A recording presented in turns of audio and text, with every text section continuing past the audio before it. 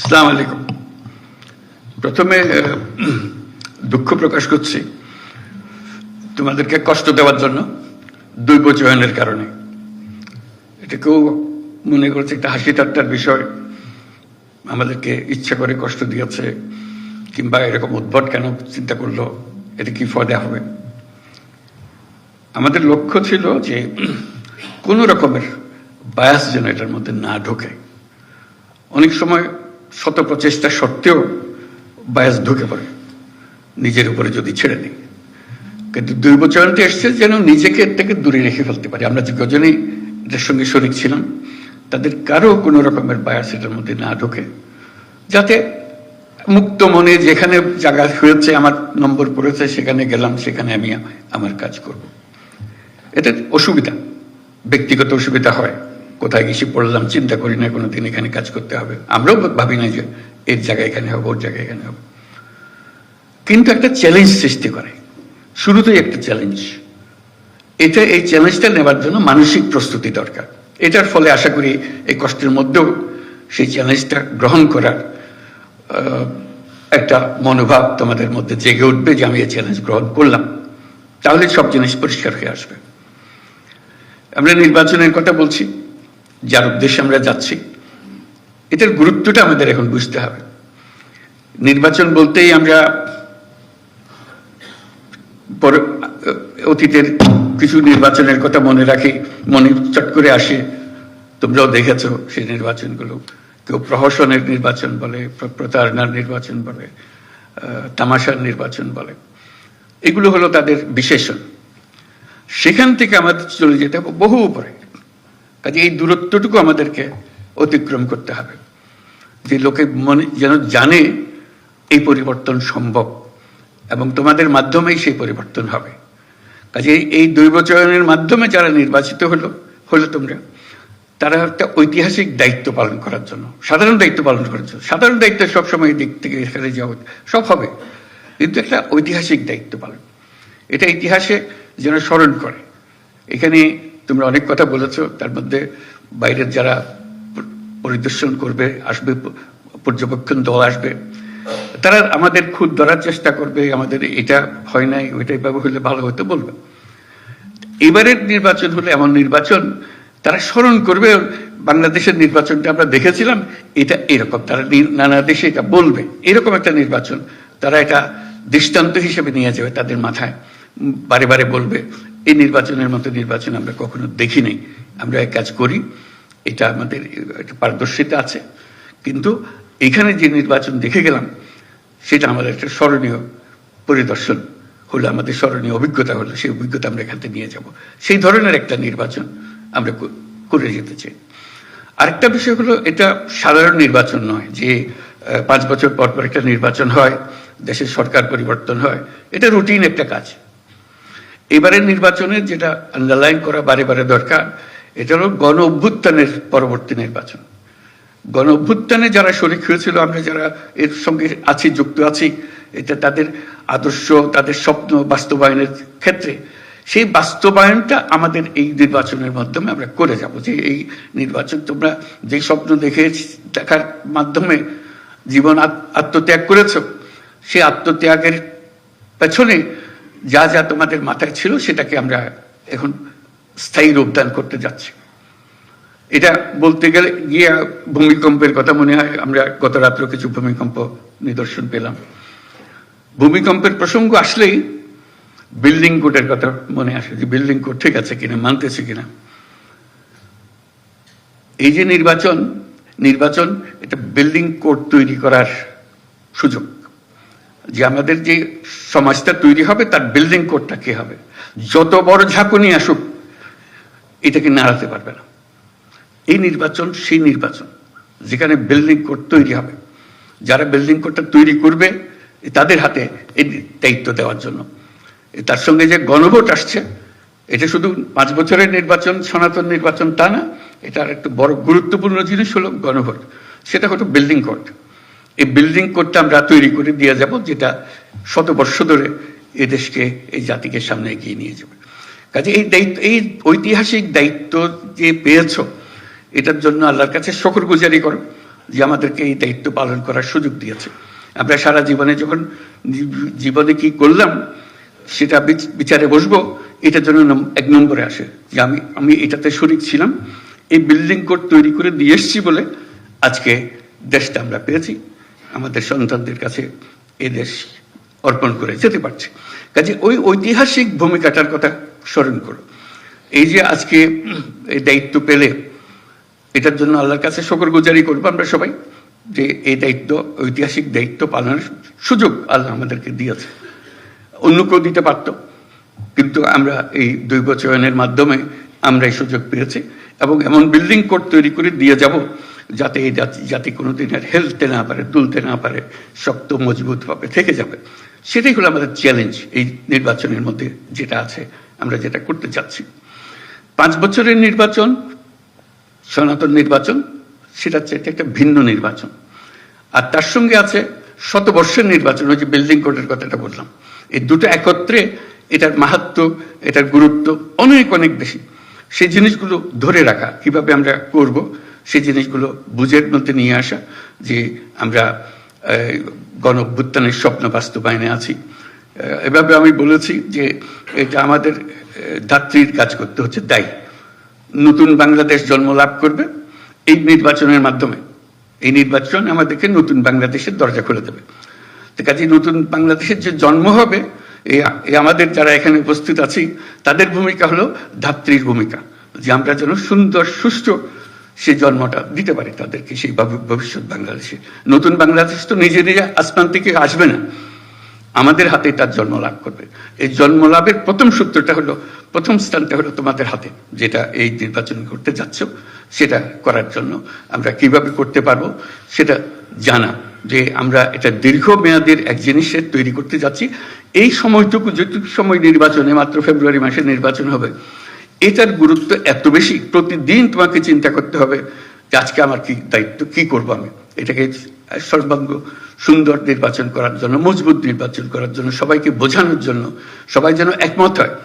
এটা তাকে জোর করে করানোর বিষয়ে আমরা যাব না। আমরা বলছি সবাই একমত হয়ে, একত্র হয়ে আমরা করব, দলমত নির্বিশেষে সবাই একমত হবে যে আমরা একটা নতুন নির্বাচন, নতুন বাংলাদেশ গড়ার জন্য আমরা আজকে তার জন্ম দেওয়ার মুহূর্তে এসেছি, সেই জন্মটা লাভ করবে। আগে একটা স্বপ্ন দেখেছিল গণ অভ্যুত্থানের মাধ্যমে, আজকে বাস্তবের পথের মধ্যে আমরা তাকে উঠিয়ে দিচ্ছি। সেই নির্বাচনের মাধ্যমে আমরা যেন অগ্রসর হতে পারি, যেন দেখতে পারি কি আছে। স্বপ্নের মধ্যে যা যা ছিল আমরা সেটা করতে থাকবো। তার মধ্যে বিভিন্ন বিভাগ থেকে আমরা এসেছি, বিভিন্ন জেলার থেকে, এটা তার মধ্যে একটা প্রতিযোগিতাও যেন হয়। আমি বারে বারে স্বরাষ্ট্র মন্ত্রণালয়কে বলছি, শুধু দিয়ে দিলাম কাজে তা না, তার মধ্যে একটা আনন্দ থাকতে হবে, চ্যালেঞ্জ থাকতে হবে। সেই চ্যালেঞ্জ হলো যে কে প্রথম হলো, বিভাগে কে প্রথম হলো, 1 নম্বর কে হলো, 2 নম্বর কে হলো। এটা হাসি ঠাট্টার বিষয়, কিন্তু সিরিয়াস বিষয়। দেখলাম যে আমি 1 নম্বর হয়েছি, একটা তালিকা প্রকাশ করা। প্রতি মাসেও তালিকা প্রস্তুত করতে পারি, একবারই শেষ করে তালিকা, এবং সবাইকে জানান দেওয়া, এই 1 নম্বর, 2 নম্বর, এই 8 নম্বরে, এই 5 নম্বরে, এই 7 নম্বরে দেখা। কেন আমি পিছিয়ে পড়ে গেলাম, ব্যাখ্যা চাই, ব্যাখ্যা দেবে। তারপরে আমার উৎসাহ থাকবে, আমি ওদের ডিঙিয়ে যাব।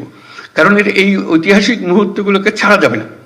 ঐতিহাসিক মুহূর্তগুলোকে চ্যালেঞ্জের মধ্যে নিয়ে আসতে হবে, যে আমরা প্রতিযোগিতামূলকভাবে আমরা করে যাচ্ছি।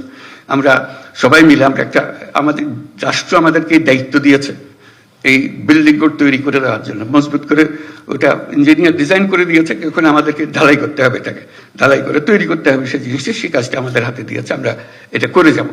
সেই করার মধ্যে একটা প্রতিযোগিতা হবে, সুন্দর প্রতিযোগিতা হবে, কে কি করলাম, এবং সৃজনশীল হতে হবে। সব কথা কাগজে লিখে দেওয়া যায় না, মাথায় আসে না, কিন্তু এই লেখার ফাঁকে ফাঁকে তোমাকে সৃজনশীল হতে হবে।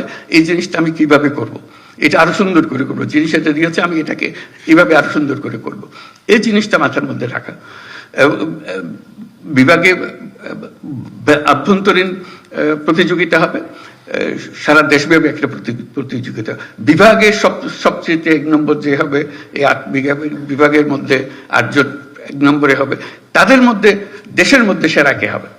এবং সেটার জন্য আমি আগেও বলেছি এই ধরনের এক সভায়, যে তাদেরকে রাষ্ট্রীয় পুরস্কার দেওয়া, যেটা এত বড় একটা কাজ করেছে, তার মধ্যে দেশের মধ্যে এটা সেরা, ভূমিকা পালন করেছে তাকে 1 নম্বর রাষ্ট্রীয় পুরস্কার, অন্তত মন্ত্রণালয়ের পুরস্কার যেভাবে সঙ্গতিপূর্ণ হয় এরকম পুরস্কার দেওয়া 1 নম্বর, 2 নম্বর, 3 নম্বর। কাজে ওটা একটা আনন্দ, এমনিতে আমি করবই, এটাকে আনন্দের মধ্যে নিয়ে আসলাম যে আনন্দের মধ্যে আমরা কাজটা করে যাব। এই আলোচনার মধ্যে শুনতে শুনতে আমার মনে আসলো একটা কথা, এটা হলো আনাজ একজন শহীদ বালক, সে 10ম শ্রেণীর ছাত্র ছিল, সবার মনে আছে, সবাই দেখেছে তার চিঠি।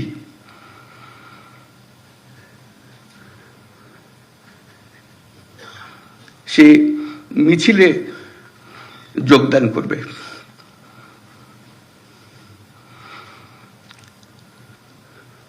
সে বলছে, মাকে বলছে, আমি স্বার্থপরের মতো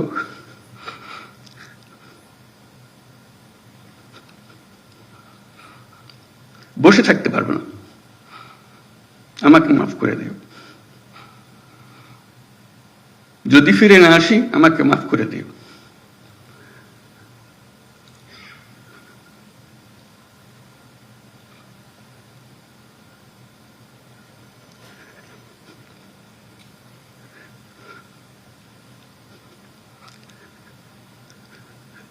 সে আনাজের বক্তব্য আমাদের কর্তব্য ঠিক করে দিয়ে গেছে।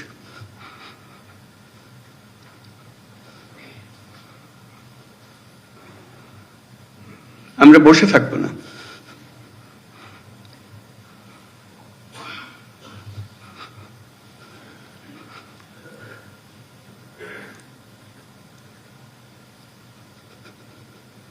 তার দায়িত্ব, সে যে দায়িত্ব আমাদেরকে দিয়ে গেছে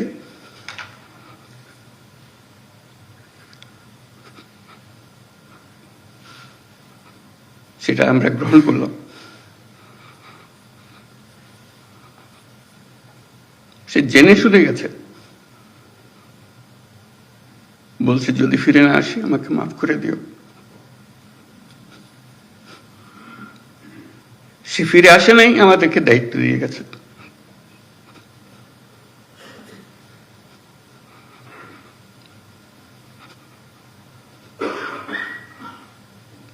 সেই কাপুরুষের মতো বসে থাকতে চাইনি, আমরাও কাপুরুষের মতো বসে থাকতে চাই, আমরা তার স্বপ্ন বাস্তবায়ন করতে চাই, এটি আমাদের দায়িত্ব। আমরা যা বর্তমানে করি তার চেয়ে বহুগুণে বেশি করতে পারি, আমাদের সে সক্ষমতা আছে। মাত্র 3 মাসের জন্য সেই ক্ষমতাটা ব্যবহার করব। আমি সারা জীবনের কথা বলছি না, সেটা আমি বড় দায়িত্ব। এই 3 মাস আমার পক্ষে যত উচ্চ লেভেলে কাজ করা সম্ভব, যত নির্ভুলভাবে কাজ করা সম্ভব সেটা আমি করব। আনাজের যে স্বপ্ন, সে স্বপ্নে যদি কিছুটা আমাকে দিয়ে হয় আমি সেটা পালন করব। আমার মনে হয় তোমাদের কর্মস্থলে যাবার আগে সবাইকে আনাজের চিঠিতে যেন সঙ্গে দেয়, নিয়ে যাও, তোমার ঘরে টাঙিয়ে রাখো, তাহলে আমার এত কথা বলার দরকার হবে না। সেটাই নির্ধারণ করে দেবে আমাদের দায়িত্বটা কি। সেই সময়টা এসছে, আমরা বলছি উৎসব মুখর হবে, ঐতিহাসিক হবে, সবকিছু এর মধ্যে এসে যাবে। কারণ এটা শুধু উপরওয়ালার হুকুম মানার জন্য করছি না,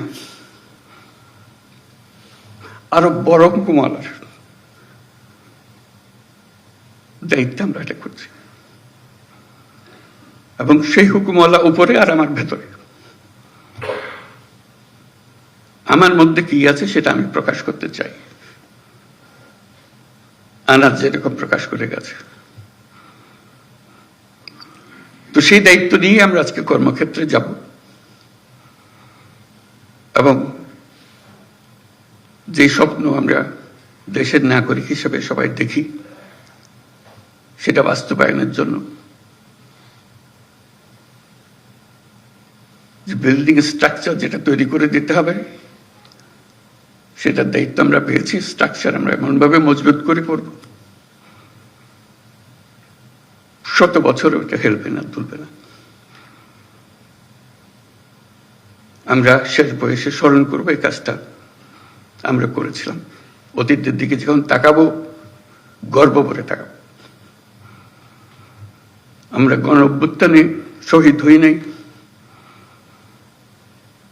আমরা তাদের সমর্থন দিয়েছি, দূরে থেকে দিয়েছি, কাছে থেকে দিয়েছি, নিমরাজি হয়ে দেখেছি, বহুল উৎসাহ সহকারে দিয়েছি, কিন্তু তাদের মতো প্রাণ দিতে পারি নাই। আজকে আমরা আমাদের যে প্রাণ আছে সেটাকে আমরা এই 3 মাসের সময়টুকুর জন্য অন্তত চিন্তা করব। এটা সরকারি চাকরির জন্য করছি না, নাগরিক হিসেবে, দেশের একজন যোদ্ধা হিসেবে আমি এই কাজটা করছি। সবাইকে ধন্যবাদ।